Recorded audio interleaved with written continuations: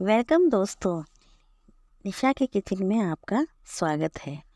आज हम बनाएंगे बहुत डिलीशियस सी, बहुत आसान तरीके से बनने वाली पाव भाजी। तो चलिए बनाना शुरू करते हैं।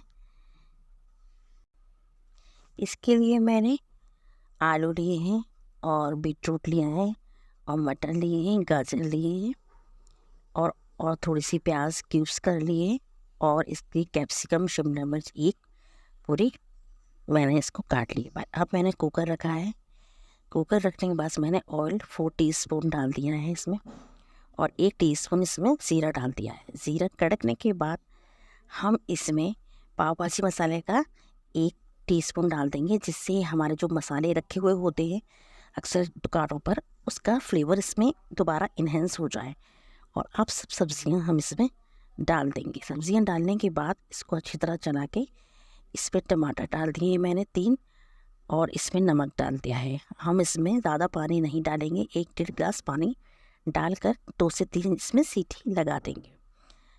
पानी ज़्यादा नहीं डालेंगे ताकि इस क्रश करने में आसानी रहे। और इसमें सीटी लगा दिए। इधर एक पैन में मैंने बटर डाल दिया है। बटर डालने के बाद इसमें ये बटर हो गया है, इसमें इसको चला लूँगी बटर को। बटर डालने के बाद मैंने इसमें शिमला मिर्च डाल दी है और इसमें जो मैंने प्याज करी थी वो इसमें डाल दी है। इसको हम गोल्डन ब्राउन होने तक ही इसको भूनेंगे, ज़्यादा इसको नहीं हम भूनेंगे। टीस्पून 1 सॉल्ट डाल देंगे।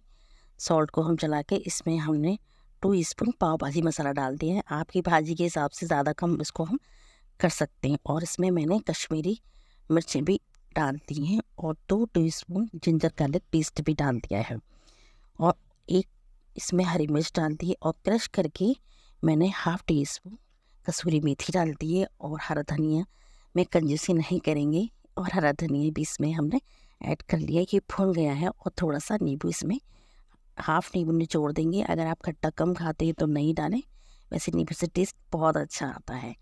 इतनी इजी तरीके से हमारी ये पाव भाजी तैयार हो रही है। इसमें अलग से हमें करने की ज़रूरत नहीं कि ये करें, क्रश करें।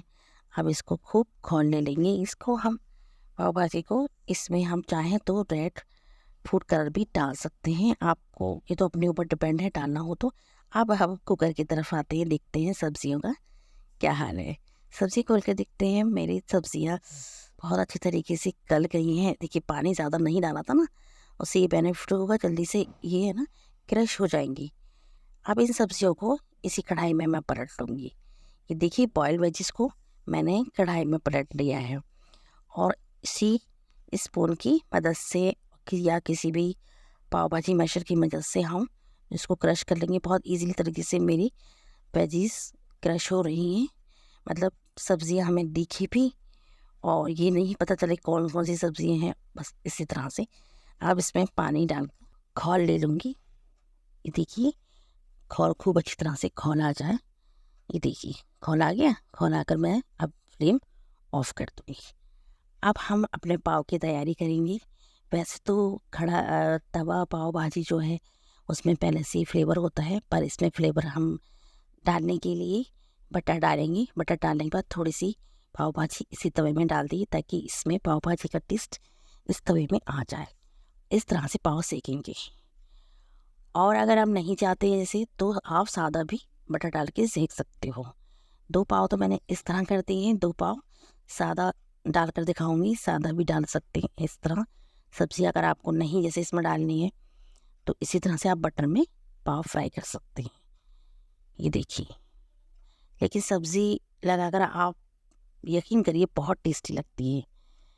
ये देखिए, जब भी मैं जाती हूँ रेस्टोरेंट तो इसी तरह से मैं खाती हूँ, मुझे बहुत टेस्टी लगती है सब्ज़ी।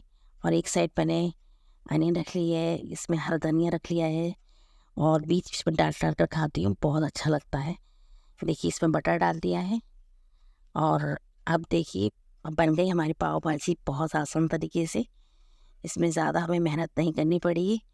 ये देखिए मेरा पाव भाजी बनकर तैयार हो गई है। बहुत ही डिलीशियस बनी है, बहुत प्यारी खुशबू आ रही है।